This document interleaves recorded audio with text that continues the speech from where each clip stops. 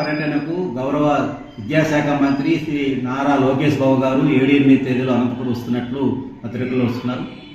మేము ఈ సందర్భంగా సిఐటి జిల్లా కమిటీ తరఫున విద్యాశాఖ మంత్రి గారికి విజ్ఞప్తి చేస్తున్నాం. అనంతపురం ఉమ్మడి జిల్లాలో శ్రీరామరెడ్డి తాగునీటి పథకం కింద పనిచేస్తున్నటువంటి కార్మికులకు కనీస వేతనాలు, అట్లాగే కాంట్రాక్టర్ మారినప్పుడల్లా బెదిరింపులు, తొలగింపులు అన్నీ జరుగుతున్నాయి.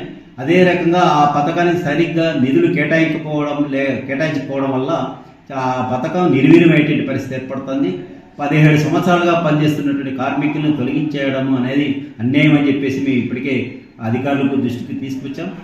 మీరు ఈ జిల్లా పర్యటనకు వస్తున్న సందర్భంగా 900 గ్రామాలకు నీరు అందిస్తున్నటువంటి సురక్షితమైన తాగునీటి పథకానికి మీరు సరైనటువంటి నిధులు ఇచ్చి ఒక పథకం ప్రకారం సరైన చట్టబద్ధంగా హక్కులు కల్పిస్తూ పెరిగిన వేతనాలకు అనుగుణంగా, ధరలకు అనుగుణంగా వేతనాలు పెంచాలని చెప్పేసి కూడా మేము సేటి కొడుతున్నాం.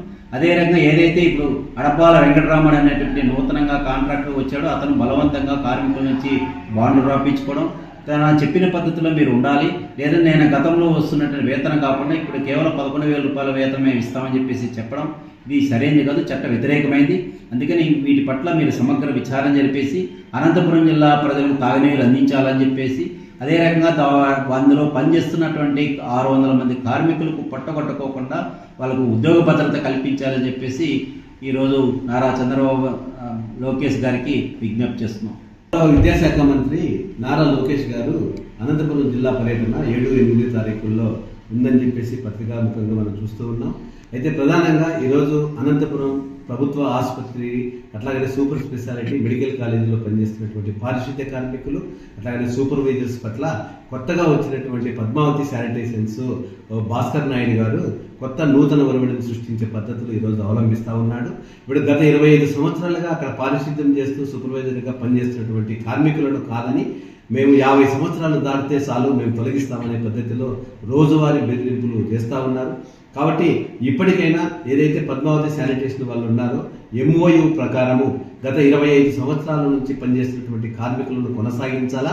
ఇప్పుడు కొత్తగా అవసరం వచ్చి అక్కడ పనికి ఇంకా కొత్త రిక్రూట్మెంట్ చేయాలనుకుంటే ఇప్పుడు MOUలో ఉన్నటువంటి పద్ధతి ప్రకారం రిక్రూట్ చేయాలని చెప్పేసి ఈరోజు మేము లోకేష్ గారికి వినతి పత్రం ఇవ్వదలుచుకున్నాము.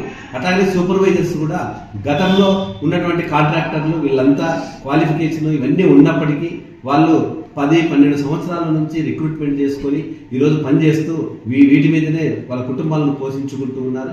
ఇప్పుడు అర్ధాంతరంగా మాకు ఈ క్వాలిఫికేషన్ ఉండాలా అని చెప్పేసి ఇప్పుడు వచ్చినటువంటి పద్మావతి శానిటేషన్ కాంట్రాక్టర్ చెప్తా ఉన్నాడు. ఎప్పుడైనా గత 10 సంవత్సరాలు పనిచేసినటువంటి వాళ్ళ అనుభవం క్రైటీరియాగా తీసుకొని వాళ్ళ ఉద్యోగంలో కొనసాగించాలని చెప్పేసి ప్రభుత్వ జీవోలే అనేకం చెప్తా ఉన్నాయి. కాబట్టి ఇప్పుడున్నటువంటి సూపర్వైజర్స్ని కానీ శానిటేషన్ వర్కర్స్ కానీ ఏ ఒక్కరిని తొలగించకుండా అందరినీ కంటిన్యూ చేస్తూ కనీస వేతనము, అట్లాగనే వాళ్ళకి రావాల్సినటువంటి PF, ESI బెనిఫిట్స్ ఎప్పటికప్పుడు కట్టే విధంగా చర్యలు తీసుకోవాలని చెప్పేసి ఈరోజు ప్రభుత్వాన్ని డిమాండ్ చేస్తూ ఉన్నాం. అట్లాగనే ఈరోజు అంగన్వాడీ, అట్లాగనే ఆశ, మధ్యాహ్న భోజనం స్కీమ్ వర్కర్స్లో కూడా ఈరోజు రాష్ట్ర ప్రభుత్వము కొంత వాళ్ళని బెదిరింపుల ధోరణికి పాల్పడుతూ ఉంది. ఇట్లాంటివన్నీ విడనాడాలని చెప్పేసి, రాజకీయ వేధింపులు తగ్గాలని చెప్పేసి CITU జిల్లా కమిటీగా ఈ సందర్భంగా ప్రభుత్వాన్ని డిమాండ్ చేస్తూ ఉన్నాం.